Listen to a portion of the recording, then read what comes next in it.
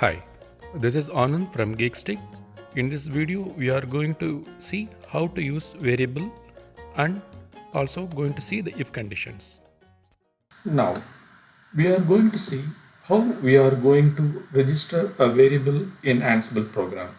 In the last video, we have seen how we can pass an argument to an Ansible script by passing the -e option. We can set a argument name externally. Likewise, now we are going to see how we are going to use a variable inside the YAML script that's using a keyword called register. And other next to register, we are going to see how to set the if condition. When matching this condition only, that particular task has to execute. That's called here we will call as when. It is something synonymous to if condition in a conventional programming language. In YAML script for Ansible, we will be using the keyword called when. It is something similar to if. Yeah. Let's go to the demo now. Yeah. So first, let's see how we are going to register a variable. In the same script, I am going to make some changes. Yes. So here I am registering its output in the file status. Okay. I registered it in file status. How may I see the value of the file status? For that, we are going to use the debug. When we are doing YAML script, quite frequently we'll be end up in using this debug statement. Yes, so it is going to give the file status name.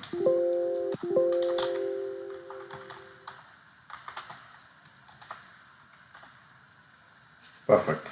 Now what we are doing statements, it will give state of the file in home vagrant in a.ini. Its broadcast belongs to this CentOS Ansible and CentOS support.com and CentOS Ansible.com, these two hosts. Now I'm checking its file status called a.ini is exists or not. Okay. Let's see how it is going to run.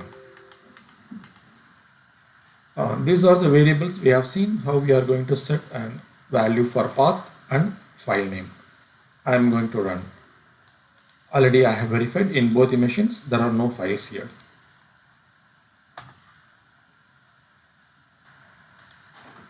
Let's check in this machine. Yes, it's been copied over here in both the machines. Now I am removing it from here because I need to retest again.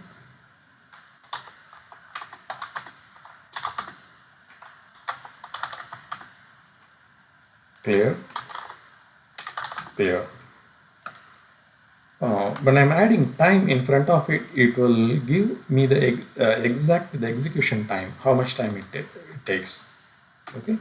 Now I'm going to touch this file a.ini in both the machines. Right? Touch a.ini. Touch a.ini. Now this file exists. So when this file exists, I am giving this. I am going to print out this registered variable.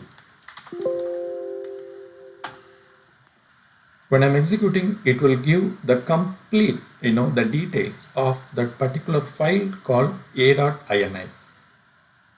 Here, it is trying to see. Yes, you see, it is giving complete history and geography of that file. Which node it is there, what is its checksum, everything. Right? That's why this condition is set to OK over here.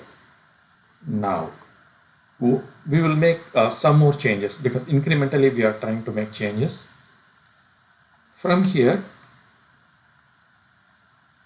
I'm removing all the files from CentOS.ansible. Here I am going to remove state list. So a.ini available in CentOS support, and a.ini is not available in CentOS.ansible.com. Okay.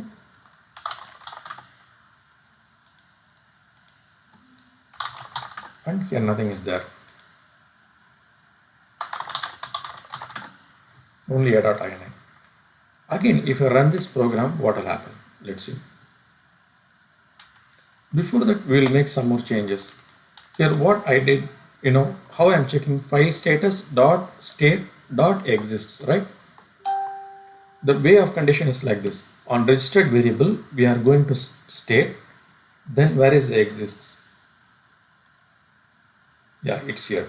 By default, it is equal to true. Otherwise, we can give explicitly, we can give using to equal to, we can check is it true or false. Okay, the state dot exist. That's what we are giving it here. State dot exist in this registered variable name. Now I am giving the same condition over here also. When a.ini is there, copy that state dot list to that particular host. Else don't copy. Okay. So we have seen how to register the variable, the output towards some variable, and how we are using that variable over here using this if condition. In YAML, it will be used by the keyword called when.